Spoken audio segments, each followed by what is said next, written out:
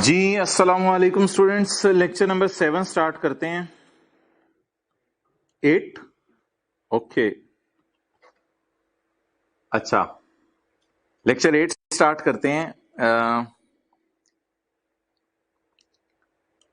Authors section 89। उधर भी देखा हो जो पहले करवाया। जाओ, ऑथर्स सेक्शन 89। चलो पहले इसको रिवाइज कर लो यार। डिसीज्ड इंडिविजुअल, पहला 1-2 सेकंड सुन लेना ना। सेक्शन 87। अच्छा, इसमें ना भाई हमने क्या क्या पढ़ा था कल। इसमें हमने पढ़ा था कि लीगल रिप्रेजेंटेटिव जो डिसीज्ड इंडिविजुअल का होता है वो लायबल होगा उस टैक्स के लिए जो उसको देना पड़ता अगर वो ना मरता, और जो उसकी जायदाद से अगर कोई इनकम कमाई जा रही है तो उस पर भी टैक्स देना लीगल रिप्रेजेंटेटिव की जिम्मे होगा। पॉइंट 2 में पढ़ा था कि लीगल रिप्रेजेंटेटिव सिर्फ उतना ही टैक्स देगा जितने वो असासे छोड़ के गया है। और पॉइंट 2A में पढ़ा था कि लीगल रिप्रेजेंटेटिव से जब टैक्स मांगा जाएगा तो सबसे पहले वो टैक्स पे करेगा, फिर बाकी लोगों को पैसे पे करेगा। प्रायोरिटी टैक्स वालों को दी जाएगी। और फिर पेंडिंग केसेस के बारे में पढ़ा था कि वो केसेस जो कि पेंडिंग थे उनको भी लीगल रिप्रेजेंटेटिव के खिलाफ चलाया जाएगा, और जो अराइज हो सकते हैं उसके मरने के खिलाफ उनको भी अब लीगल रिप्रेजेंटेटिव के खिलाफ चलाया जाएगा। अगली बात हमने ये पढ़ी थी कि लीगल रिप्रेजेंटेटिव ऐसा बंदा होता है जो लॉ में लीगल रिप्रेजेंटेटिव हो, जो उसकी जायदाद से बेजा मुदाखलत करे। और आखिरी बात हमने ये की थी कि अगर एक बंदा है मिस्टर ए, उसकी डेथ हो गई, मिस्टर बी उसका रिप्रेजेंटेटिव था, दौराने केस की हियरिंग उसकी भी डेथ हो गई, तो अब सी ए का रिप्रेजेंटेटिव बन जाएगा। थोड़ी सी इंग्लिश जरा समझने वाली थी इसमें। ऑन होम, जिस पे पढ़ें पॉइंट 3, ऑन होम जिस पे स्टेट जायदाद शिफ्ट हो जाए रिप्रेजेंटेटिव के मरने पे, अगर रिप्रेजेंटेटिव को आपने किसी केस के अंदर उसके खिलाफ प्रोसीडिंग्स चलाई हुई हैं, सूड इन अ केस। Okay, authors. अच्छा, ये ऑथर्स वाला जो है ना, ये बड़ा मजे का सेक्शन है क्योंकि बड़ी डिफरेंट सी चीज है जो आज तक आपने पढ़ी है उनसे बड़ी डिफरेंट सी चीज है। ऑथर को एक बेनिफिट दिया जा रहा है। बेनिफिट क्या दिया जा रहा है ऑथर को? बेनिफिट ऑथर को यह दिया जा रहा है, पेज 38 पे हैं हम इस वक्त। बेनिफिट ऑथर को यह दिया जा रहा है कि ऑथर भाई, अगर आप जो है वो बुक लिखें और वो बुक या आर्टिस्टिक वर्क लिखते हुए आपको 24 महीने से ज्यादा गुजर जाएं तो हम आपसे खुश हैं। यानी कि वो क्या अजूबा होगा, क्या किताब होगी जिसके लिखने पे 24 महीने से ज्यादा लगे। तो अगर कोई आर्टिस्ट या ऑथर, असल में मुराद है अगर कोई ऑथर कोई किताब लिखने में 24 महीने से ज्यादा लगा दे तो लॉ मेकर उसको बेनिफिट देने लगा है। इसका मतलब है ये जो अब हम बेनिफिट पढ़ने लगे हैं ये उन ऑथर्स के लिए नहीं है जो किताब 4-5-6 महीने में घर बैठ के लिख लेते हैं या साल डेढ़ में घर बैठ के लिख लेते हैं, उनके लिए ये बेनिफिट अवेलेबल नहीं है। अच्छा यार, टेक्स्ट की क्लास में ना ये ना कभी सोचना कि सर हुकूमत को कैसे पता चलेगा उसने किताब 24 महीने में लिखी, 25 महीने में लिखी या 4 महीने में लिखी। हो सकता है वो किताब 10 महीने में लिखे और कह दे मैंने 26 महीने में लिखी। बेनिफिट लेने के लिए बेनिफिट मिलेगा 24 महीने से ज्यादा किताब लिखने पे। तो ये कभी ना सोचिएगा। ये क्यों नहीं सोचना? और भाई ये इसलिए नहीं सोचना कि हमने पूरे लॉ में एज्यूम करना है बस टेक्स्ट पे सच बोल देगा और आके बता देगा मैंने ऐसा ऐसा किया है। अगर आप इन चक्करों में जाएंगे ये तो आप इन्वेस्टिगेशन के चक्कर में जा रहे हैं, और investigation is not in our syllabus कि हम जाके हाँ जब कभी आप एफबीआर में बड़े होकर नौकर लग जाए और एफबीआर की नौकरी कर रहे हो तो फिर आप इस चीज को देख लीजिएगा कि आपने इसको कैसे एड्रेस करना है। लेकिन प्लीज क्लास के लिए या हमारे सिलेबस की हद तक किसी भी सेक्शन में आपने मेरे से यह सवाल नहीं पूछना सर ये कैसे पता चलेगा कानून बनाने वाले को, एफबीआर को, कि इसने इतने ही महीनों में किताब लिखी है। ये आपने नहीं पूछना मेरे से। ना आपने कभी मेरे से यह सवाल पूछना है कि सर टैक्स पेयर ने इनकम फ्रॉम बिजनेस 6 लाख कमाई है, सवाल में 6 लाख दी हुई है, हो सकता है उसने 7 लाख कमाई हो, सवाल में 6 लाख लिखी हुई है, तो उसने झूठ ना बाओ भाई, छोड़ो पर इन चीजों को। हमने बस सोचना है लॉ में कि भी टैक्स पेयर हमेशा सच बोल रहा है। असम्पशन तो अजीब सी है बट है सही। Okay, where the time taken by an author of a literary और artistic work to complete the work exceeds 24 months. अगर उसको काम करते करते कितने अरसे से ज्यादा गुजर जाए, 24 महीने, या उस 24 महीने से ज्यादा गुजर जाए, एक्सीड 24 महीने। 24 महीने वाले को भी बेनिफिट नहीं मिलेगा, 24 महीने से एक दिन कम से कम ज्यादा होना चाहिए। ओके, अब इसके पास ऑप्शन क्या अवेलेबल है वो जरा गौर से सुनना। एग्जाम्पल पढ़ते हैं। Mister Asif received lump sum amount of 6 million. Asif ने 6 मिलियन कमाया as a author of literary work in tax year 2014। Tax year 2014 के अंदर उसने एक लिटरेरी वर्क किया, तो उस पर उसने किताब छपी और वो 2014 में मार्केट में बिकी और उसने 6 मिलियन कमाया। Asif took 5 years to complete this literary work. बोलो 24 महीने से ज्यादा अरसा लग गया इसको किताब लिखने पे। अच्छा, आसिफ को 24 महीने से ज्यादा अरसा लगा। 5 years का मतलब है ग्रेटर देन 24 months। आप बताओ क्या ये किताब एक शाहकार होगी? बिल्कुल, बल्कि एक शाहकारा होगी, क्योंकि 5 साल लगे हैं, पता नहीं क्या बला किताब बनाई है इसने। How this amount will be taxed in his hands. अच्छा भाई, नीचे सॉल्यूशन नहीं देखना, होना यह चाहिए कि 2014 में इसने 6 मिलियन कमाया है, तो हम ऐसा करें कि 2014 में जाके 6 मिलियन को टेबल में देख ले। 2014 में जाके 6 मिलियन को टेबल में देखते हैं।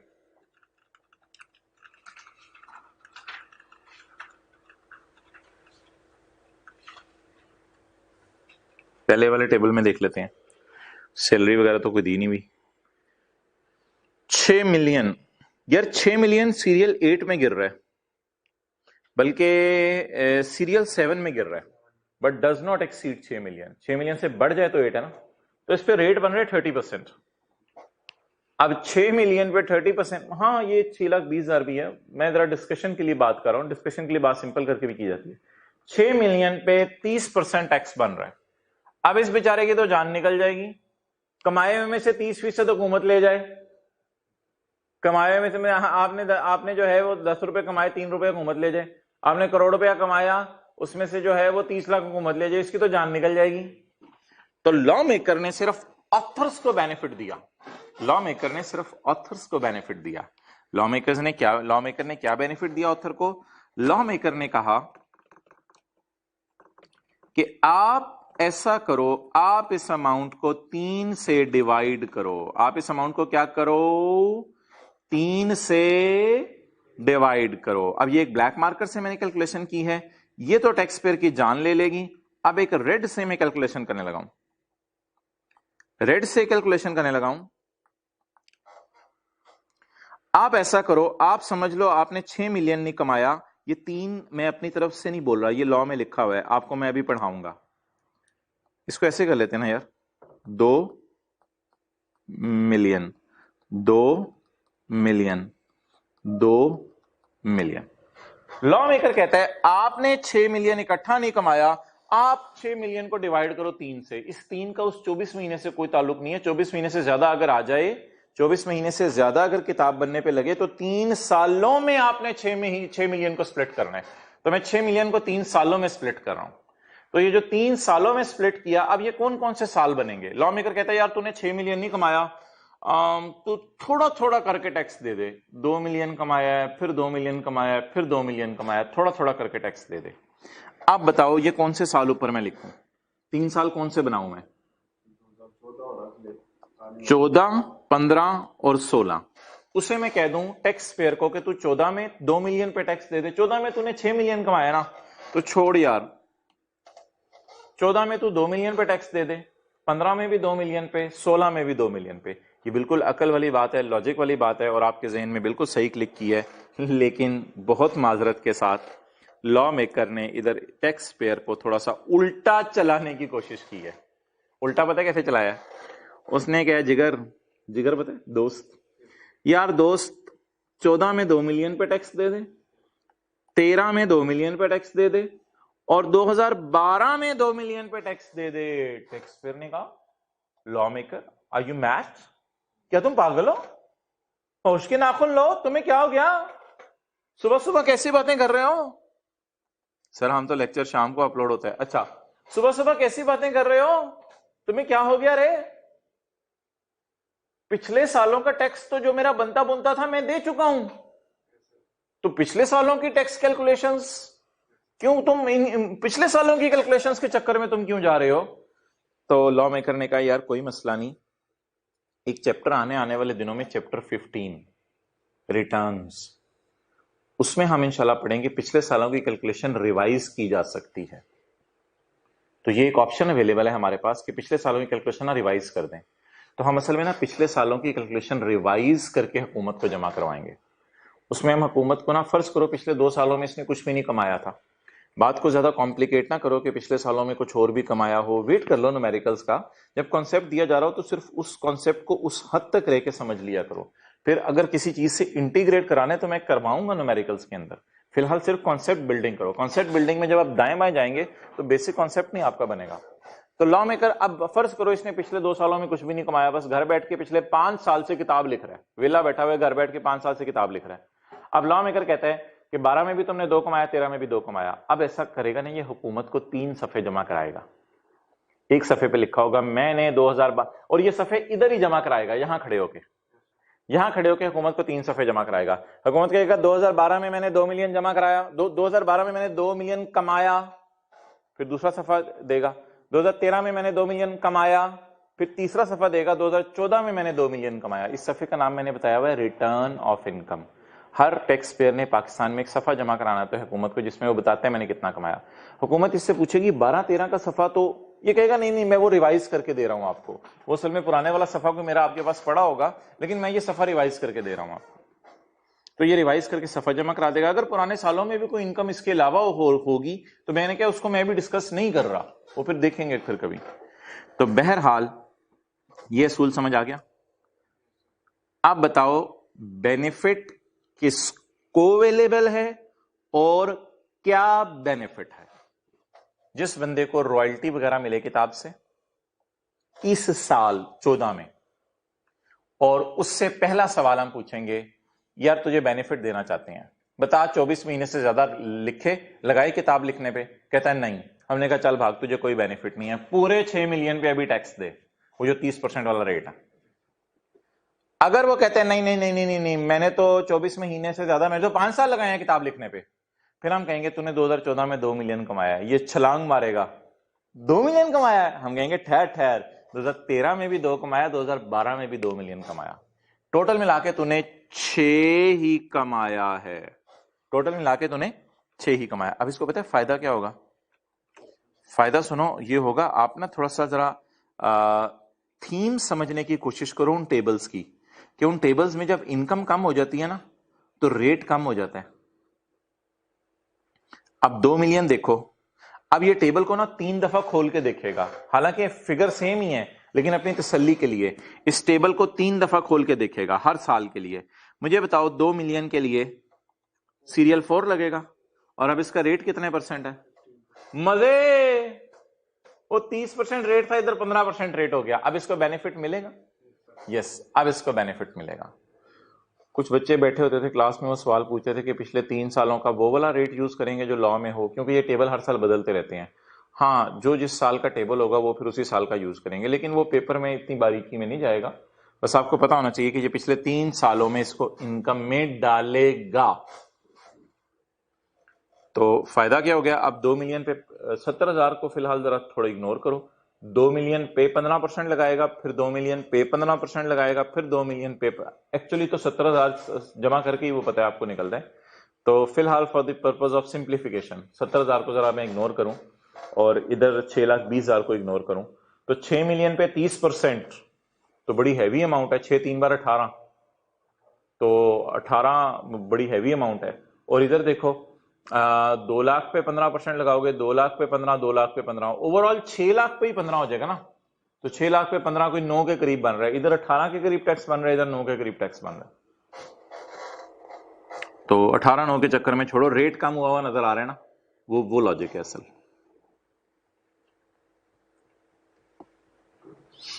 जी पढ़ें, क्वेश्चन पढ़ें दोबारा, इसी चलाओ। Mister Asif received a lump sum amount of 6 million as the author of a literary work in tax year 2014। Asif took 5 years, Asif को 5 साल लगे किताब बनाने में। ये अमाउंट कैसे टैक्स होगी 14 में?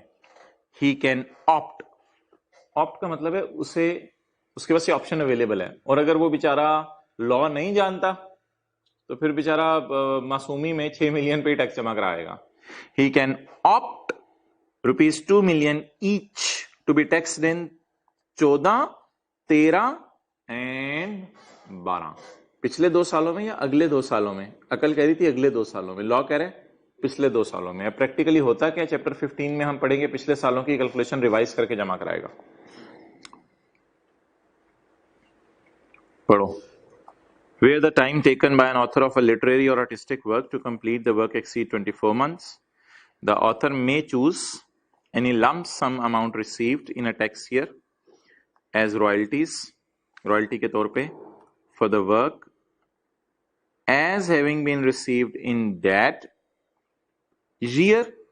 as having been received का मतलब है assume, as having been का मतलब है assume, as having been को अंडरलाइन करके इसका मतलब है assume। assume it is received in that tax year,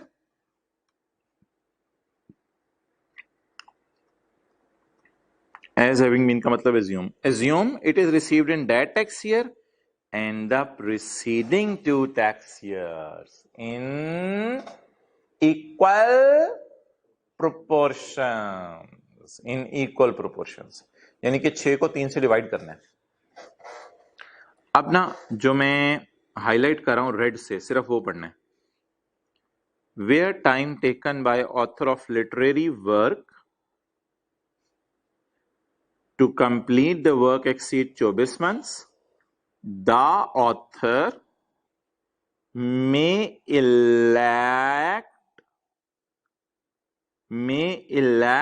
royalties, may elect amount received as royalties for the work as having been received in that year। थोड़ी सी English याद करनी पड़ेगी। as having been received in that year and the पिछले 2 साल in equal proportion। दोबारा पढ़ लो। With the time taken by an author of literary or artistic work to complete the work exceed 24 महीने, the author may elect the lump sum received in a tax year। in a tax year कौन सा साल है? 14। received in a tax year as royalty, royalty के तौर पे जो उसको पैसे मिले हैं for the work जो उसने काम किया है। assume कर लो, assume करके पढ़िएगा, assume का लफ्ज लिख के पढ़िएगा फिर समझ आएगा। assume कर लो रिसीव हुई है उस साल और इससे पिछले 2 साल। कैसे? In equal proportion. अच्छा जी, अगला क्या है? इनकम ऑफ मुन्ना सा बच्चा, income of minor child. Minor child पढ़ो जी, क्या होता है? पढ़ो आखिरी लाइन, माइनर चाइल्ड। इस सेक्शन पे आपने लिखना है तो लिख लें। अब पिछले 2 साल की टैक्स कैलकुलेशन रिवाइज करके वो जमा कराएगा। Minor child is an individual under as of 18 at the end of tax year. जो बंदा साल के आखिर में, बंदा तो नहीं, बच्चा, जो बच्चा साल के आखिर में 18 साल से कम हो, इस बच्चे को हम क्या कहेंगे? Munna, minor child. अच्छा यार, माइनर चाइल्ड के लिए क्या रूल है ये जरा आप समझो। माइनर चाइल्ड के लिए ये रूल है कि अगर वो बिजनेस करे ना तो देखा जाएगा उसने बिजनेस से कितना कमाया। मिसाल के तौर पे उसने बिजनेस से कमाया 20 लाख रुपया, ठीक है। फिर क्या होगा, उससे सवाल पूछा जाएगा, उसने खुद कमाया 20, उससे सवाल पूछा जाएगा अब्बू ने कितना कमाया तुम्हारे, वो कहेगा अब्बू ने 40 कमाया है। अम्मी भी काम करती हैं, हाँ अम्मी भी जॉब करती हैं। अम्मी ने कितना कमाया, अम्मी ने 38 कमाया। अच्छा अब्बू ने कितना कमाया, 40। शॉर्ट टर्म मेमोरी तेज है ना। अब्बू ने कितना कमाया, 40 लाख। अम्मी ने कितना कमाया, 38 लाख। दोनों में से ज्यादा किसने कमाया, अब्बू ने। अब्बू का कितना बना, 40। इस 40 में वो बच्चे का 20 जमा हो जाएगा। इस 40 में बच्चे का जब 20 जमा होगा तो बच्चे का 20 जमा होके 60 पर अब्बू टैक्स देंगे। हाँ बेटे से ले लें, वो उनका घर का मामला है, इस पे अब्बू टैक्स देंगे। वो जो हमने पढ़ा था ना कि हर बंदे ने अपना अलग अलग टैक्स देना होता है, तो माइनर चाइल्ड में ये एक्सेप्शन है। तो अब अब्बू की इनकम के साथ ऐड होगा। और इसमें ये ना सोचना सर ये तो बड़ी ज्यादती हो गई, 40 में 20 जमा करेंगे, 60 तो किसी हाई सीरियल में गिर जाएगा, रेट ज्यादा लगेगा। उसको छोड़ो, लॉ मेकर को, एफबीआर को कोई मशवरा आपने देना है वो आप खुद दे देना कि तुम लोगों ने ये लॉ में ऐसे किया है, हमें उससे कोई कंसर्न नहीं। मैंने जो सिलेबस में है, जो लॉ में है, वो आपको पढ़ा दिया। तो अब्बू ने कमाया 40, अम्मी ने कमाया 38, माइनर चाइल्ड ने कमाया 20। माइनर चाइल्ड भी 15-15, 16-16 साल के बच्चे आजकल बड़ा कमा रहे हैं। तो माइनर चाइल्ड ने कमाया 20। अब माइनर चाइल्ड क्या करे, अपनी इनकम को सरेंडर कर दे, हाथ खड़े करे, अपनी इनकम दे दे। अब्बू को ऑफर करे, अम्मी को, जिसका कद ज्यादा है, नहीं जिसकी इनकम ज्यादा है। अब्बू की इनकम ज्यादा है तो 40 में 20। अब अब्बू 60 को देखेंगे सीरियल में जाके, 1 2 3 वो जो सीरियल अभी हमने देखे हैं, और अम्मी 38 पे अपना टैक्स देंगे। क्लियर। और बच्चे बैठे होते हैं ना, अजीब सवाल पूछते हैं, सर अगर अब्बू और अम्मी की दोनों की बराबर हो इनकम, और अजीब ऐसे सोचते हैं, पता नहीं क्या इन्होंने पीएचडी करनी है टैक्स के अंदर। अब्बू की भी 40 है, अम्मी की भी 40 है, तो भाई दोनों में से किसी एक में ऐड कर देना। फिर अजीब, जितना आपको मैं बता रहा हूं that is enough for your paper. अभी ज्यादा सोचेंगे, इससे ज्यादा सवाल पूछेंगे तो पागल हो जाएंगे लोग, कहेंगे पागल ही हो। छोड़ो। हाँ पढ़ो भाई। Income from business of a minor child is taxable in the hands of parent. Income of business of a minor child जो कारोबार कर रहे हैं, इसकी income taxable in the hands of parent. Who has the highest taxable income? Mom भी, dad भी। Mom dad में से जिसका खद नहीं, जिसकी इनकम ज्यादा है, उसकी इनकम में ऐड कर देंगे, मुन्ने की इनकम। क्लियर। अच्छा यार, इसमें ना अजीब सी एक थोड़ी तफसील सी है। कहते हैं कि ऊपर वाली प्रोविजन नहीं लगेगी अगर बिजनेस इनहेरिटेंस में मिले आपको। अगर बिजनेस आपको विरासत में मिले ना तो फिर आपको नहीं मिलेगी। तो इनहेरिटेंस में अगर आपको बिजनेस मिल जाए तो फिर ये असूल नहीं लगेगा। फिर क्या असूल लगेगा वो देख लें।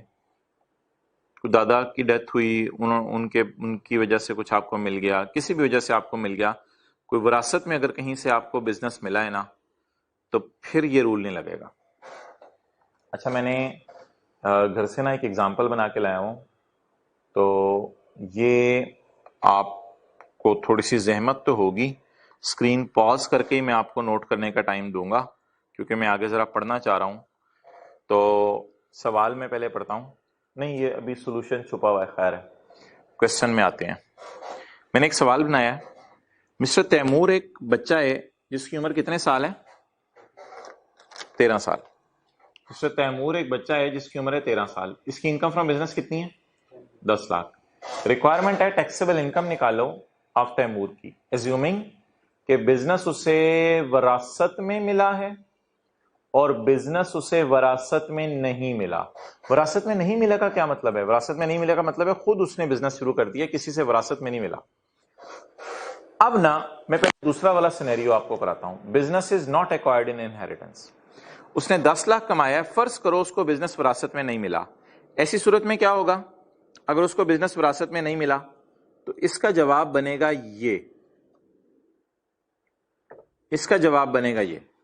हम ऐड कर देंगे 10 लाख इन income of dad slash mom, sweet mom, who has highest taxable income.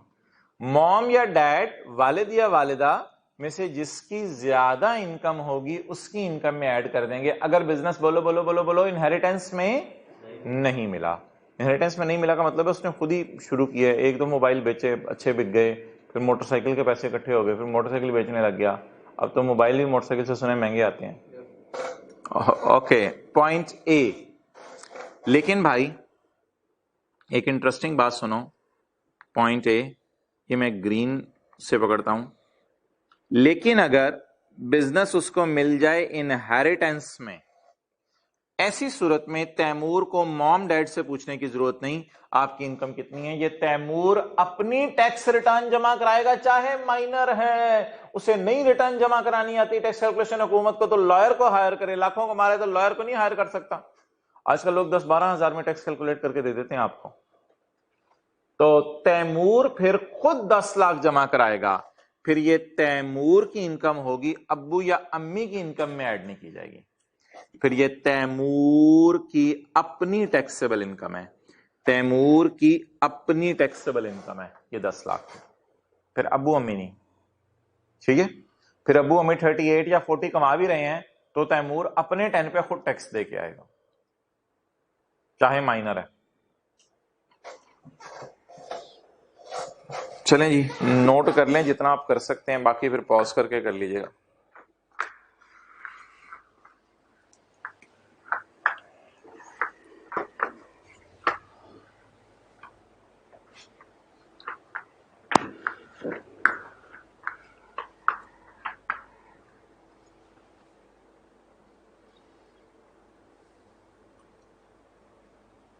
अगर आपको विरासत में मिल जाए फिर आप खुद टैक्स जमा करवाएं, और अगर आपको विरासत में ना मिले तो फिर अम्मी अब्बू की इनकम है। इसमें आप लॉजिक नहीं सोचनी कि ऐसे होता तो लॉ मेकर को ऐसे करना चाहिए था, मेरा तो ये राय है। तो अपनी राय आप नोट करते रहें, एफबीआर को ईमेल करते रहें, हो सकता है आपकी राय के मुताबिक लॉ बदल जाए। लॉ में क्या है वो हमारे सिलेबस में है, लॉ में ऐसा क्यों है ये हमारे सिलेबस में नहीं है। तो क्यों का तो मैं जवाब भी नहीं आपको दूंगा अगर आप हजरात पूछेंगे, क्योंकि debt is not in our syllabus. हमारी ये ड्यूटी है जानना कि लॉ में क्या है, हमारी ये ड्यूटी नहीं है जानना कि ये लॉ में क्यों लिखा हुआ है।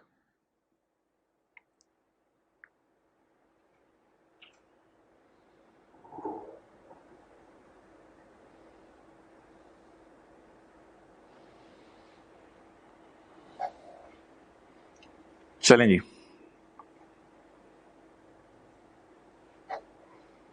ठीक है, आप पॉज करके नोट कर लें अभी तक नहीं कर सके तो। स्पेस बार दबाना होता है अगर आपके सामने कीबोर्ड है। ओके, चलें जी। Apportionment of deductions, apportionment of deductions, खर्चे माइनस करने या खर्चे अपोर्शन करने के रूल। अच्छा, ये बड़ा मजे का सेक्शन है, अपोर्शनमेंट ऑफ डिडक्शंस।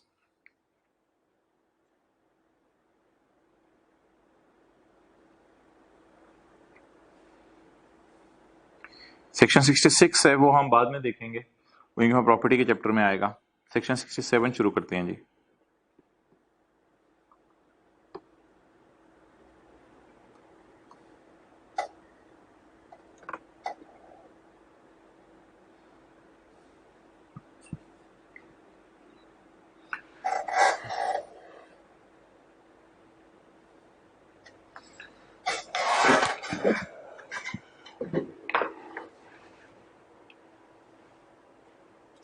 इधर लाओ भाई।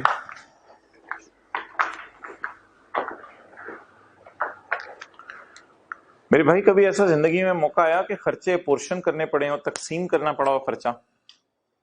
हाँ बिल्कुल, लास्ट टाइम दोस्तों के साथ पिछले साल कोरोना से पहले खाना खाने गए थे, तो जो बिल बना था वो बिल तकसीम करना पड़ा था। इक्वली किया था या जिसने ज्यादा खाया था उसको ज्यादा बिल डाला था? इक्वली किया था। अच्छा, तो खर्चे पोर्शन करने के डिफरेंट रूल्स हो सकते हैं। खर्चे पोर्शन करने के डिफरेंट रूल्स हो सकते हैं जिन पे को खर्चा किया जाए तो उस बर्डन को ज्यादा लोगों पे शिफ्ट होना चाहिए अगर ज्यादा लोग उसका बेनिफिट एंजॉय कर रहे हैं। सिमिलरली अपोर्शनमेंट ऑफ रिडक्शंस हमारे सिलेबस में कॉन्सेप्ट है, उसमें ये सेक्शन जो मैं पढ़ा रहा हूं डेट इज सेक्शन 67। और सेक्शन 67 के अंदर शुरू करने से पहले मुझे ये बता दो कि हमारी नॉर्मल टैक्स रिजीम की इनकम्स कौन सी हैं?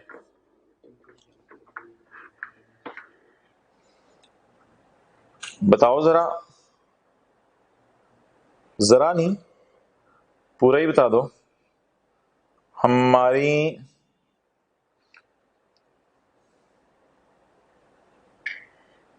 नॉर्मल टैक्स रिजीम की इनकम्स कौन सी हैं? Salary, business, capital gain, other source, इसमें खर्चे वगैरह भी माइनस करने की इजाजत है। और इनके जो टेबल है वो टेबल पेज 30 और 31 पे दिया हुआ है। हमारी फाइनल टैक्स रिजीम की इनकम्स कौन सी हैं? डिविडेंड इनकम, डिविडेंड बाकी छोड़ो, डिविडेंड इनकम।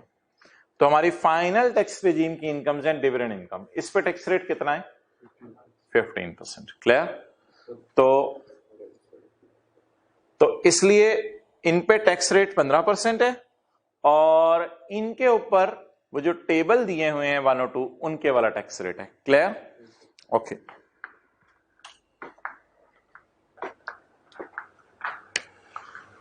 अच्छा, एक साहब है,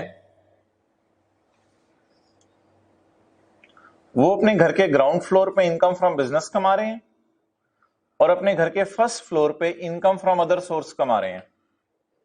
क्लियर? अब इनकम फ्रॉम अदर सोर्स में क्या क्या आता है वो हम आने वाले दिनों में पढ़ेंगे। कोई प्लांट एंड मशीनरी वगैरह रख के अगर आप किराए पे दे दें तो वो इनकम फ्रॉम अदर सोर्स है, लेकिन उस डिटेल में मुझे जाने की जरूरत नहीं है। तो ग्राउंड फ्लोर पे ये कोई कारोबार कर रहे हैं और फर्स्ट फ्लोर के ऊपर ये इनकम फ्रॉम अदर सोर्स कमा रहे हैं। क्लियर? अब मुझे बताओ कि नीचे कोई दुकान है और ऊपर अदर सोर्स कमा रहे हैं। अब इनको जो बिजली का बिल आएगा, ये जो स्वीपर रखा हुआ है दोनों फ्लोर्स पे सफाई करने के लिए, इसको जो पेमेंट करेंगे ये इनका खर्चा है। ये जो खर्चा है क्या ये 2 हेड्स की इनकम कमाने के लिए किया जा रहा है या 1 हेड की इनकम कमाने के लिए किया जा रहा है? 2 हेड की। इस खर्चे को दोनों में क्या करना पड़ेगा? तकसीम करना पड़ेगा। कोई भी बेसिस हो सकती है, बेसिस की डिस्कशन अभी हम करेंगे। कई बुनियादों पे इन खर्चों को तकसीम किया जा सकता है। मिसाल के तौर पे आप ये कह दो यार बिजनेस में सफाई ज्यादा होती है, वो ज्यादा सफाई करता है स्वीपर, तो उसकी ज्यादा तनख्वाह इधर डाल दो, इधर का खर्चा है, और कम खर्चा इधर का।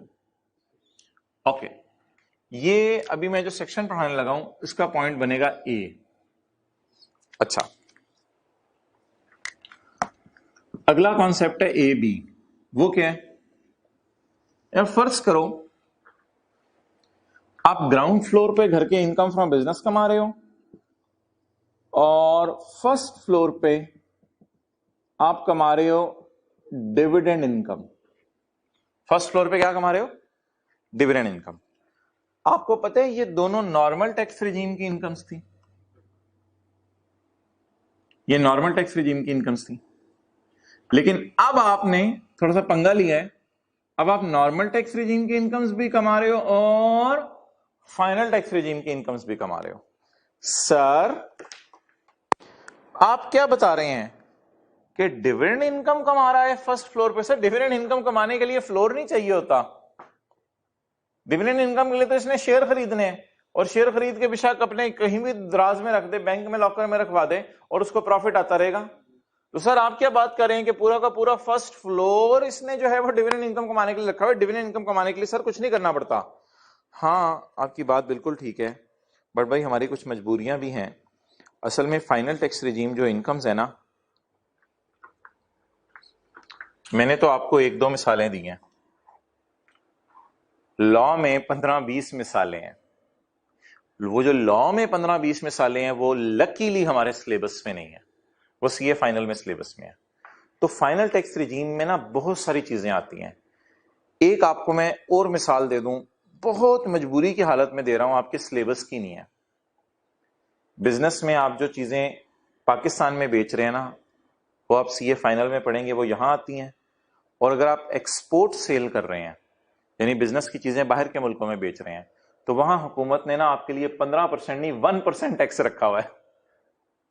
बिजनेसमैन जो चीजें एक्सपोर्ट करे ना, तो वहां हुकूमत ने 1%। तो सीए फाइनल में एक तीसरी कैटेगरी ऐड होगी, export cell from income from business. तो फिर टीचर बताया करेंगे जो बिजनेस आपका पाकिस्तान में है, पाकिस्तान में आप सेल ऑफ गुड्स कर रहे हैं, वो नॉर्मल रिजीम में गिरा दें, और जो एक्सपोर्ट सेल कर रहे हैं वो फाइनल में गिरा दें। तो इस तरह की अगर एग्जांपल कोई मैं आपको दूं ना, तो फिर जो मैं आप समझाने लगा हूं वो ज्यादा बेहतर समझ आएगा। लेकिन ये export cell final tax regime है, लेकिन आई एम वेरी लकी कि वो हमारे सिलेबस में नहीं है। अच्छा, अब अगर मैं एक्सपोर्ट सेल को बहालत मजबूरी एक एग्जांपल सीए फाइनल की मैंने पकड़ी है, वो रख के चलाऊं, तो फिर आपको शायद मेरी बात ज्यादा बेहतर समझ आ जाए। कैसे?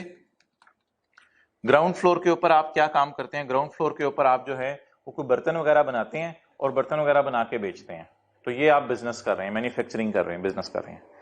और फर्स्ट फ्लोर के ऊपर आप जो है वो लेदर बैग्स बनाते हैं और लेदर बैग्स बना के एक्सपोर्ट करते हैं। तो अब बताओ, जब बिजली, अब समझ आ गया फाइनल टैक्स रिजीम की मिसाल।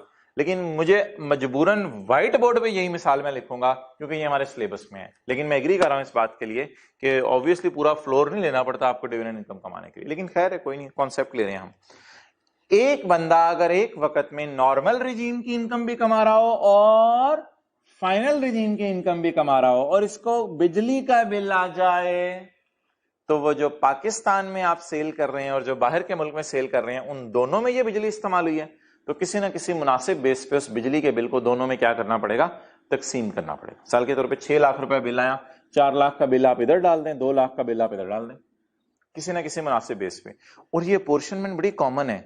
ये जो लोग ऐसा है ना, जो लोग जिन्होंने घर किराए पे दिए हुए हैं, वो ग्राउंड फ्लोर पे खुद रहते हैं, फर्स्ट फ्लोर पे किराएदार रहता है। तो जब कभी बिजली का मीटर अगर एक ही लगा हो तो दोनों में काफी लड़ाई होती है कि बिल कैसे तकसीम करना है। हाँ पूछो। फाइनल टैक्स रिजीम में खर्चे माइनस होते हैं या नहीं होते? हाँ बिल्कुल आपकी ठीक है, ये एक अलग बहस है, लेकिन पता होना चाहिए कि फाइनल टैक्स रिजीम का खर्चा है कितना, ठीक है, ताकि कहीं आप पूरा 6 लाख जहां माइनस ना कर लें, वो फिर गड़बड़ हो जाएगी। तो फाइनल टैक्स रिजीम में मैंने माना खर्चे माइनस नहीं हो सकते, लेकिन मुझे पता तो होना चाहिए ना कितना खर्चा किसका है। ओके, तो नेक्स्ट है जी पॉइंट सी। पॉइंट सी, ये मैं सारे पॉइंट्स आपको अभी किताब से पढ़ाऊंगा, फिलहाल इधर ही एक्सप्लेन कर रहा हूं। बी, ये ए बी था, ये बी था, ये बी है, ये बी है। नेक्स्ट है जी पॉइंट बी। ग्राउंड फ्लोर के ऊपर आपकी दुकान है और फर्स्ट फ्लोर के ऊपर आप बीवी बच्चों के साथ रहते हैं, घर है आपका। इधर आप इनकम कमा रहे थे दोनों फ्लोर्स पे, इधर आप इनकम कमा रहे थे दोनों फ्लोर्स पे, इधर आप इनकम नहीं कमा रहे दोनों फ्लोर्स पे। इधर आप यहां पे नॉर्मल टैक्स रिजीम वाली इनकम कमा रहे हो और यहां पे आप कोई इनकम नहीं कमा रहे। ऐसी सूरत में मेरे भाई, ऐसी सूरत में भी खर्चे पोर्शन करने पड़ेंगे। कैसे? फर्ज करो बिजली का बिल आया, घर का और दुकान का इकट्ठा, साल का बिल 8 लाख रुपया। आप बड़े तेज बने, आपने क्या कहा? आपने कहा यार 8 लाख रुपया बिल आ गया है, मेरी तो निकल गई जान। आपने 8 लाख का बिल पूरा बिजनेस की सेल में से माइनस करने की कोशिश की। आपने कहा बिजनेस की सेल में बिल रिकॉर्ड कर देता हूं। अब बिजनेस की सेल थी फर्ज करें 20 लाख, उसमें से आपने 8 लाख का बिजली का बिल माइनस किया। आपको पता है इंट्रो पड़ी हुई, आपने सेल में से खर्चे माइनस करते हैं तो प्रॉफिट आता है। बिजनेस की सेल थी 6 लाख 20 लाख, आपने उसमें से बिजली का बिल माइनस किया 8 लाख। आपने कहा जी 12 लाख पे मैं हुकूमत को टैक्स जमा करा देता हूं। हुकूमत ने कहा नहीं, बिल बताओ बिजनेस के लिए कितना है, घर के लिए कितना है। अब आप एकदम काम पे, आपने कहा 8 लाख बिल है, इसमें से 6 लाख दुकान का है, एसी उधर ज्यादा चलते हैं, 2 लाख घर का है। अब वो 2 लाख घर में कहीं माइनस तो करने की जरूरत नहीं होगी, क्योंकि घर में आपको इनकम नहीं कमा रहे, लेकिन 2 लाख को अलग से साइड पे रख देंगे और 6 लाख बिजनेस की सेल में से माइनस करने की जरूरत होगी। मिसाल के तौर पे बिजनेस की सेल 20 लाख है, उसमें से आप 6 लाख के खर्चे माइनस कर लें। ये आपके जेन्युइन खर्चे हैं जो बिजनेस की सेल के लिए किए, तो 20 लाख में से वो माइनस कर लें, 6 लाख 14 लाख का आपका प्रॉफिट आया, उस पर हुकूमत को टैक्स दें आप। तो मैंने आपको ना अभी एग्जांपल्स कोई नहीं करवाई, मैंने आपको इसके न्यूमेरिकल नहीं करवाया, वो भी करवाऊंगा। मैंने आपको सिर्फ क्या करवाया है, मैंने आपको एक कॉन्सेप्ट दिया है कि भाई कभी भी जरूरत कब कब पड़ सकती है खर्चे तकसीम करने की, ये बात समझ आई है? चलो नोट कर लो। इन 3 वजूहात की वजह से जरूरत पड़ सकती है खर्चे पोर्शन करने की।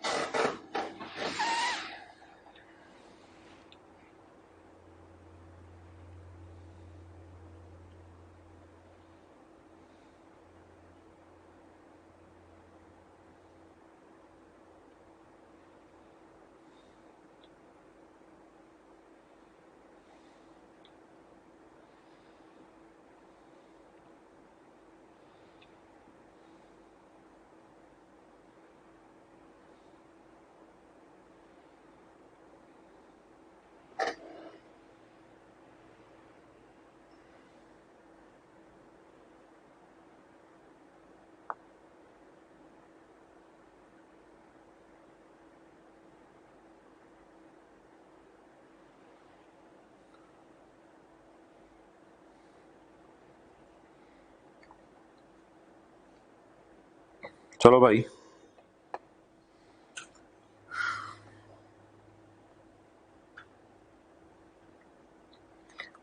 अच्छा एक बार याद रखना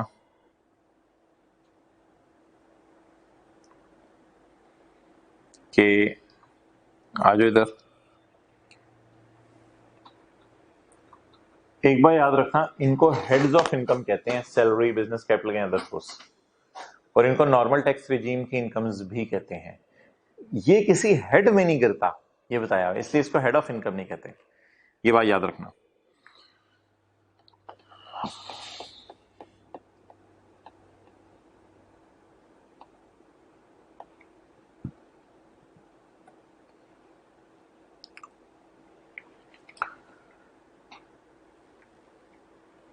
पढ़ें जी।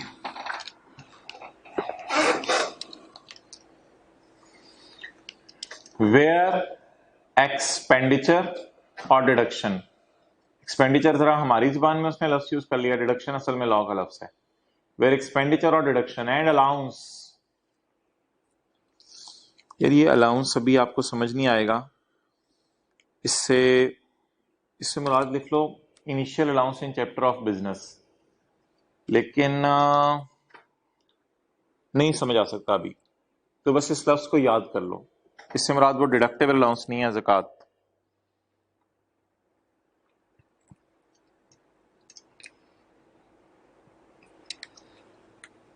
पढ़ो आप। Where expenditure deduction relate to, जहां आप खर्चा कर रहे हैं, रिलेट टू डेरिवेशन, डेरिवेशन का मतलब क्या है बताया था, कमाना, कमाना, रिलेट टू कमाना of more than one head of income. Head of income कौन कौन से हैं, ये जरा यहां लिख लो, हेड ऑफ इनकम कौन कौन से हैं, salary, business, capital gain, other source, property भी एक हेड है वैसे, इनकम ऑफ प्रॉपर्टी। ये जो 5 हेड्स हैं जिनको नॉर्मल टैक्स रिजीम में गिराते हैं। वेयर एक्सपेंडिचर रिलेट्स टू कमाना of more than one head of income, और अच्छा कमाना मोर than one head of income की मिसाल, लाइट ऑन करो, ये देखो पहला वाला डब्बा, पहला वाला डब्बा देखो, एक से ज्यादा हेड ऑफ इनकम में इनकम कमा रहे हैं ना, कौन कौन से हेड्स, बिजनेस और अदर सोर्स। वापस आ जाओ, point A B, where expenditure relate to कमाना of income comprising of taxable income. यार ये जो टैक्सेबल इनकम है ना, इससे मुराद अगेन वही है। टैक्सेबल इनकम से मुराद पता है क्या है? डिविडेंड असल में टैक्सेबल इनकम नहीं होती, क्योंकि टोटल इनकम में से जब ज़कात माइनस करते हैं तो टैक्सेबल इनकम निकलती है। असल में डिविडेंड को ना टैक्सेबल इनकम नहीं कहते। टैक्सेबल इनकम में पता है क्या आता है? वो पिक्चर कहां गई? पिक्चर फारिग कर दी थी ये।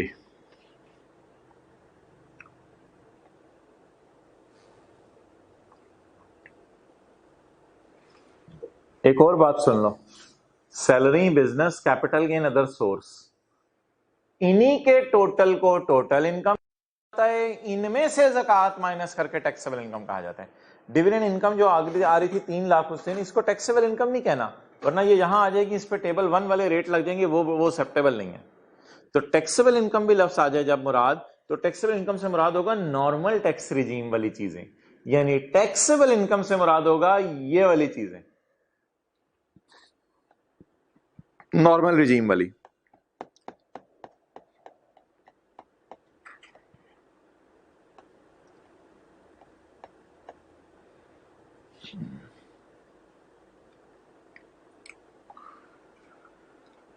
पढ़ें जी अब, वेयर एक्सपेंडिचर रिलेट्स टू कमाना of income comprising of taxable income and comprising of income following under final tax regime. तो टैक्सेबल इनकम्स कौन सी होती हैं? लिखें एनटीआर वाली, नॉर्मल टैक्स रिजीम वाली, और आगे लिखें कौन कौन सी, वही salary, business, capital gain, other source, property. जहां एक बंदा खर्चा करे रिलेट्स टू कमाना of income comprising of NTR incomes and incomes following under final tax regime में आता है एक्सपोर्ट सेल, लेकिन वो तो हमारे सिलेबस की मिसाल नहीं है। तो डिविडेंड इनकम, या तीसरी सूरत ऊपर से मिला के पढ़ो, वेयर एक्सपेंडिचर रिलेट्स टू कमाना ऑफ इनकम, चार्जेबल का मतलब होता है टैक्सेबल, चार्जेबल का मतलब है टैक्सेबल यानी टैक्स देना है। ऊपर से मिला के, वेयर एक्सपेंडिचर रिलेट्स टू कमाना of income chargeable under, chargeable to tax का मतलब होता है taxable, chargeable under a head of income and for some other purpose. For some other purpose से मुराद मैंने क्या कहा है आपको इधर? हाउस, यानी इनकम नहीं कमा रहे आप, लेकिन किसी और मकसद के लिए यूज करें, जैसे घर के अंदर जो है वो आप बिजली इस्तेमाल कर रहे हैं। वेयर एक्सपेंडिचर रिलेट टू कमाना of income taxable under a head of income and for some other purpose. देखो, taxable under a head of income and for some other purpose. Some other purpose से मुराद यहां घर लिख सकते हैं आप, या कोई चैरिटी ऑर्गेनाइजेशन है उसको आपने बिजली थोड़ी फ्री प्रोवाइड की हुई है, कोई भी अदर पर्पस हो सकता है। तो क्या करेंगे फैसल? लाइट ऑफ करेंगे। तो वेयर एक्सपेंडिचर अब अच्छा, अब ऊपर से मिला के पढ़ो, वेयर एक्सपेंडिचर रिलेट टू कमाना of more than one head of income the expenditure deduction shall be apportioned on any मुनासिब बेसिस। इसको तकसीम करो ऑन एनी मुनासिब basis considering the nature and size of activities. Nature देख लो कि दुकान पे ज्यादा एसी चलते हैं, घर में काम, नेचर या साइज देख लो एक्टिविटीज का, ये एक्टिविटीज हो रही हैं।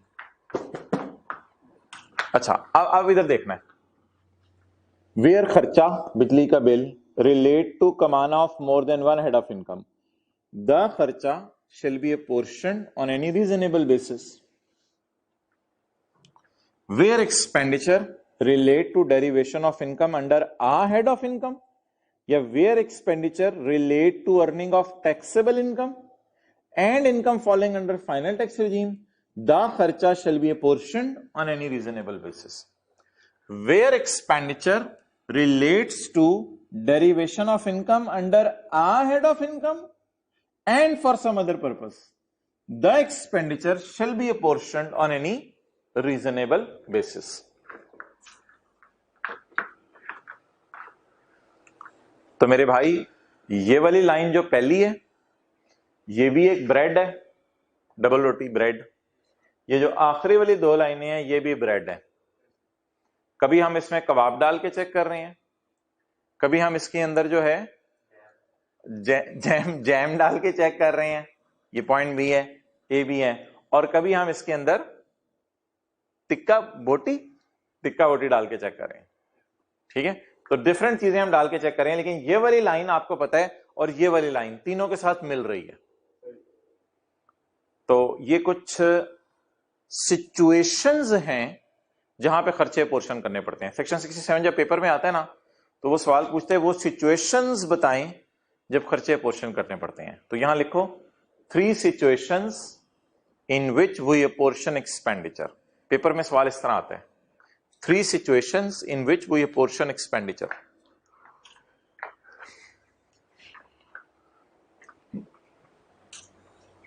Three situations in which we apportion expenditure.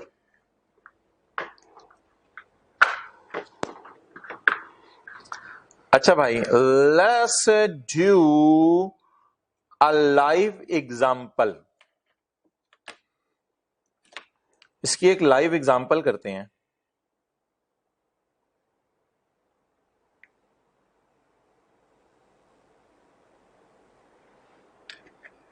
नीचे देखें, रियाज Chaudhary, a resident person has disclosed the following. has disclosed following, भाई सही अंग्रेजी पढ़ो। has disclosed following। अच्छा, कहता है कि मेरी एक दुकान पाकिस्तान में है, एक दुकान कनाडा में है। ओ भाई ये वो नहीं है, एक्सपोर्ट सेल नहीं है, प्लीज ये एक्सपोर्ट सेल नहीं है, इसको एक्सपोर्ट सेल ना समझ लेना। कहते हैं मेरी एक दुकान पाकिस्तान में है, एक बाहर के मुल्क में है। तो एक्सपोर्ट सेल पता क्या होती है? पाकिस्तान में ही दुकान है और यहां से बना के बाहर एक्सपोर्ट कर रहे हैं। ये तो कहते हैं मेरी एक दुकान पाकिस्तान में, एक दुकान कनाडा में।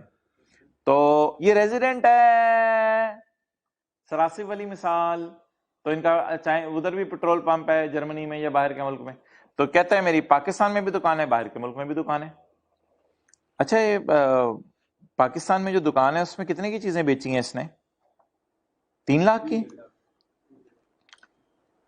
कनाडा में जो दुकान है उसमें कितने की चीजें बेची हैं? यानी बिस्किट वगैरह, बोतलें वगैरह बेच के कितने पैसे आए हैं? 7 लाख। पाकिस्तान में जो दुकान है उसमें तनख्वाहें कितनी पे की हैं? 10,000। पाकिस्तान में तनख्वाह किसको पे की होगी? वो अकरम और अंजुम और रशीद को, जिनको नौकरी पे रखा हुआ है। शीदा बाहर के मुल्क के अंदर 7,000 पे किया है, ये वो जॉन को और सिम्पसन को और किसी और को, वो जो बाहर के मुल्क में कनाडा में जो नौकर रखे हुए हैं, ये उनको तनख्वाह दी होगी। Clear? Advertisement expenditure incurred on a TV channel seen on both places is 5,000। Riyaz दुकान वाले, रियाज पान शॉप या रियाज दुकान वाले जो भी है इनका कारोबार, तो रियाज दुकान वाले ने एक टीवी पर इश्तेहार चलाया जो दोनों मुल्कों में देखा गया है। बोलो भाई अब क्या करें? इधर देखो, इसका प्रॉफिट ऐसे ना निकाल लूं, देखना इधर, सेल में से खर्चे माइनस कर देते हैं, ठीक है, और 5,000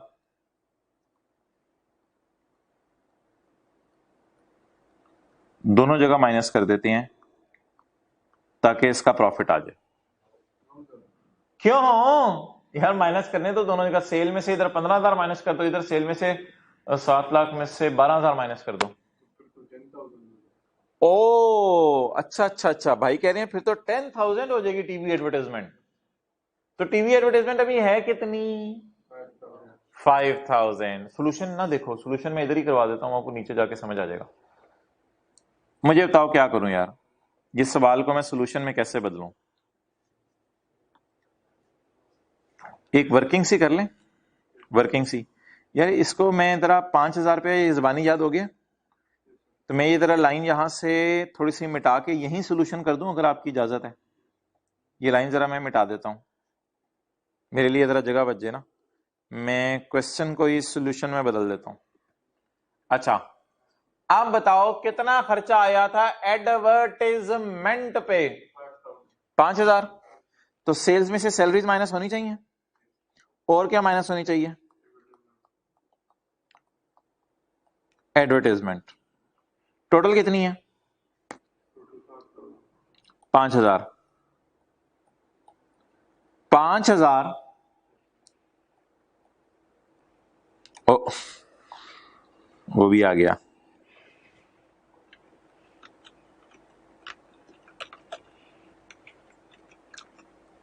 अच्छा, 5,000 डिवाइडेड बाय, देखते रहना, 5,000 डिवाइडेड बाय 7 लाख जमा 3 लाख मल्टीप्लाइड बाय 7 लाख। कोई पल्ले पड़े? ये मैंने क्या किया? कुछ समझ आया मैंने क्या किया? क्या क्या समझ आया, क्या समझ आया? 5,000 का खर्चा दोनों सेल करने में हेल्प कर रहे हैं। वो मैंने 7 लाख पहले लिख दिया, 3 लाख बाद में लिख दिया। उससे वो इसको ना ऐसे कर लो, ये 3 इधर लिख लो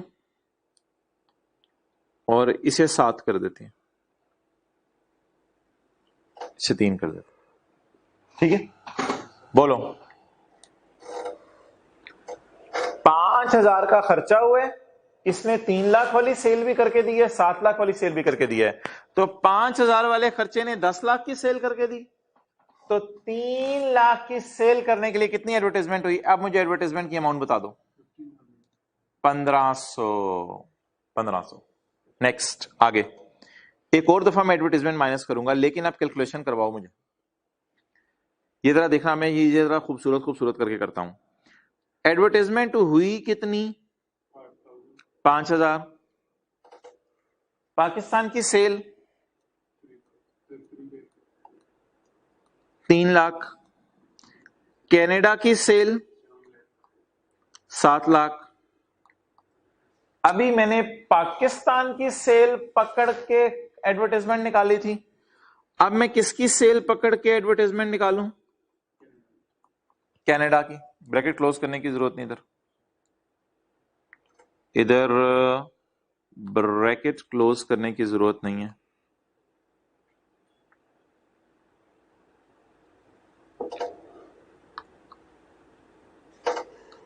इसको भी खूबसूरत कर लेते हैं।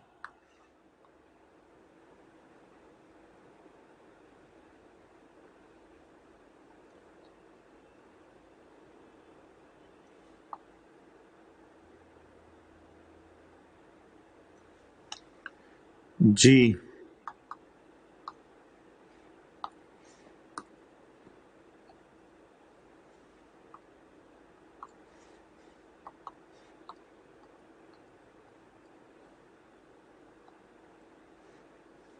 क्लियर? All okay? अच्छा, बोलो जी, एडवर्टाइजमेंट का खर्चा कितना था? 5,000। 5,000 के खर्चे ने 2 सेल करने में हेल्प की, सेल की बेस पे पोर्शन करना है। तो मेरे ख्याल से ना 5,000 की एडवर्टाइजमेंट चली है, तो पाकिस्तान की दुकान को 5,000 का थोड़ा सा हिस्सा दे दो, लेकिन कनाडा की दुकान में क्योंकि सेल ज्यादा है, तो फिर कनाडा की दुकान को एडवर्टाइजमेंट का ज्यादा हिस्सा दे दो। Depending upon the nature and size लिखा हुआ था उधर, तो साइज ज्यादा है शायद कनाडा की सेल का।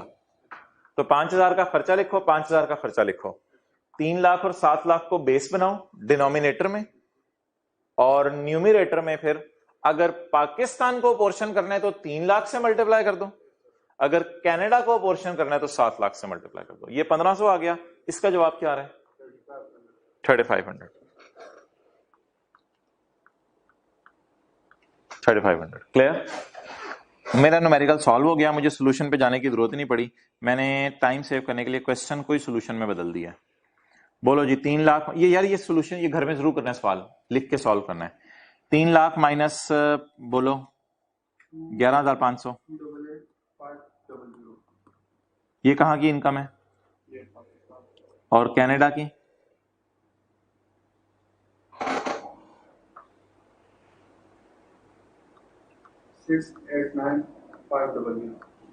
आप मुझे बताओ, अब वो जो मैं गलती कर रहा था 5,000 इधर भी माइनस 5,000 इधर भी माइनस, वो तो ब्लंडर था। तो ये देखो नीचे सोल्यूशन में आओ, सोल्यूशन में मैंने कैसे किया हुआ है देखो, 3 लाख माइनस 10,000 और फिर वो मैंने ना 5,000 को पकड़ा है और इसे डिवाइड किया 1 मिलियन से और मल्टीप्लाई किया 3 लाख से। 1 मिलियन पता है क्या है? 7 लाख जमा 3 लाख। किताब में भी इसी तरह करवा देना इसको, जिस तरह मैंने ऊपर किया अगली दफा। तो ये 1500 आ गया। क्लियर? ओ क्लियर है? Yes sir.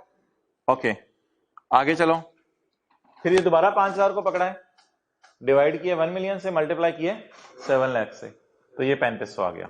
तो ये वही ऊपर वाला 288,500 और 869,500, हमारा टाइम सेव हो गया और हमने क्वेश्चन को ही सोल्यूशन में बदल दिया। क्लियर?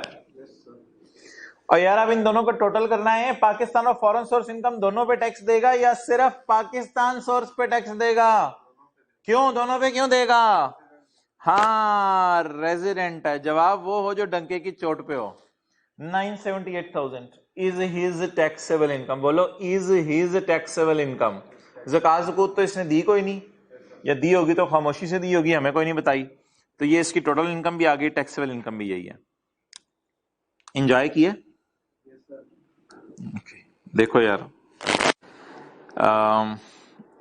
मुझे आप ये बता दो यार, अब हम वापस आ गए हैं, ये हमारा क्वेश्चन था, अब हम वापस आ गए हैं, सॉल्यूशन इधर से देख लेना यार। इस सैलरी को मैं लिख सकता हूं स्पेसिफिक एक्सपेंस, और इस 5,000 को मैं लिख सकता हूं कॉमन एक्सपेंस। क्यों? पता है कौन सा खर्चा किसके लिए? राइस कहते हैं मेरे 2 कैंपस है, गार्डन टाउन में, गुलबर्ग में है। जो गार्डन टाउन वाले गार्ड को तनख्वाह दी वो तो पता होगा गार्डन टाउन, जो गार्डन टाउन के जनरेटर में पेट्रोल डाला वो भी पता होगा कितना डाला, तो ये स्पेसिफिक एक्सपेंस है, पता चल गया। और जो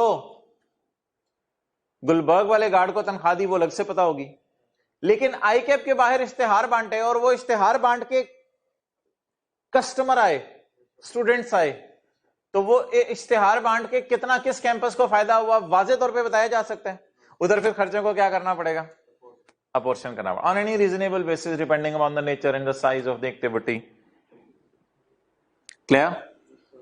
अब यार मुझे ये बताओ, क्वेश्चन 2 सॉल्व कर सकते हो? Question 2 Yes, sir. assume all data is same except that Mr. Riaz is now non-resident। वो नॉन रेजिडेंट है, फिर क्या करेंगे? फिर मेरे भाई सिर्फ पाकिस्तान सोर्स इनकम ही टैक्सेबल है, फिर फॉरेन सोर्स इनकम टैक्सेबल नहीं होगी। Taxable income of Riaz is 288,500 because he is non-resident. No foreign source income is to be added in his taxable income. Foreign source income अब इसकी income में add करने की जरूरत नहीं है। क्लियर? अब अगले सफे पे आ जाओ, ये सवाल जरूर करना है घर में। अगले सफे पे आ जाओ, रूल 13। ये विषय रिवाइंड करके ना नोट कर लेना, जिस तरह सोल्यूशन मैंने किया था उस तरह भी एक्सेप्टेबल है, इस तरह मैंने किया था। अच्छा, अपोर्शनमेंट ऑफ एक्सपेंडिचर, लेकिन बेहतर है जिस तरह भी सॉल्व हुआ उसी तरह कर दीजिएगा। बस ये 1 मिलियन की जगह ना किताब में अपनी 7 लाख और 3 लाख अलग अलग लिख लीजिएगा ताकि आपको जरा समझ आ जाए। अपोर्शनमेंट ऑफ डिडक्शंस रूल, यार ये रूल जो है ये क्या है? इसमें पॉइंट 1 पढ़ो, any expenditure that is incurred for a particular class shall be allocated to that class. इसका मतलब बताओ। Any expenditure that is incurred for a class shall be allocated to that class, इसका मतलब बताओ। एक्सेलेंट, ये salaries की बात हो रही है। जो तो खर्चा पता है कौन सा किसके लिए किया, वो तो उसी में से माइनस कर दो। एनी एक्सपेंडिचर इनकर्ड फॉर आ, बोलो आ, बोलो आ बोलो, मैं कह रहा हूं any expenditure that is incurred for a particular class shall be allocated to that class. Next, point 3. Any common, बोलो common, बोलो खार, okay. Any common expenditure, any common deduction, any common allowances, वापस आ जाओ पाकिस्तान में। Any common expenditure, any common deduction, any common allowances which relate to business including presumptive business। यार presumptive business भी होते हैं, फाइनल टैक्स वाले बिजनेस, वो एक्सपोर्ट सेल वाला, लेकिन वो मिसाल छोड़ो परे। any common expenditure will relate to business including presumptive and exempt income। exempt incomes भी कुछ लोग कमा रहे होते हैं, तो उधर भी खर्चे करने पड़ते हैं उन्हें। shall be allocated to each class according to following formula। Formula क्या है? फॉर्मूला है amount of expense 5000 divided by gross receipt for all class of income. All class of income थी 3 लाख जमा 7 लाख, डिवाइड इससे करने, multiplied by gross receipt for class of income. For class of income से यहां मुराद है for a class, for a class of income. तो gross receipt for a class of income, फर्ज करो अगर पाकिस्तान की बात है तो 300। तो ये वही फॉर्मूला जो हमने किया है। अमाउंट ऑफ एक्सपेंस से क्या मुराद है?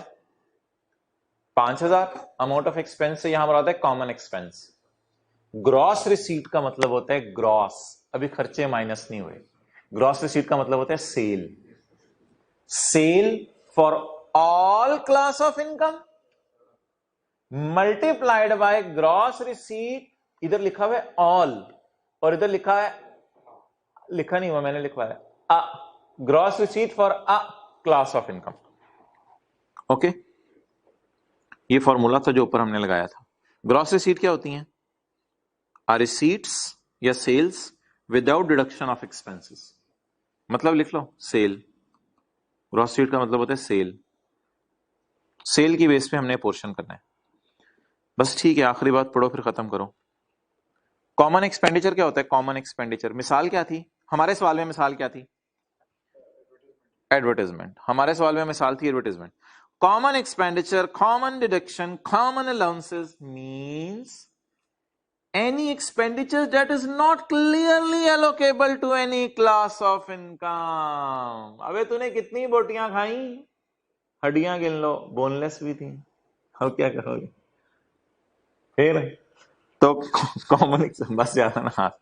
Common expenditure, common deduction, common allowances means any expenditure that is not clearly allocable to any class of income। अब बता दो, क्लियरली पता चला था एडवर्टाइजमेंट कितनी पाकिस्तान के लिए की और कितनी कनाडा के लिए की? नहीं पता चला था ना, लेकिन हमने साइंस मार के एक फॉर्मूला बनाया जो बचपन में पढ़ा था। फॉर्मूला कोई ऐसा नहीं है कि 420 फॉर्मूला हो, बचपन में पढ़ा था। तो ये कॉमन एक्सपेंडिचर की बात मुकम्मल हुई। ठीक है जी, अस्सलाम वालेकुम।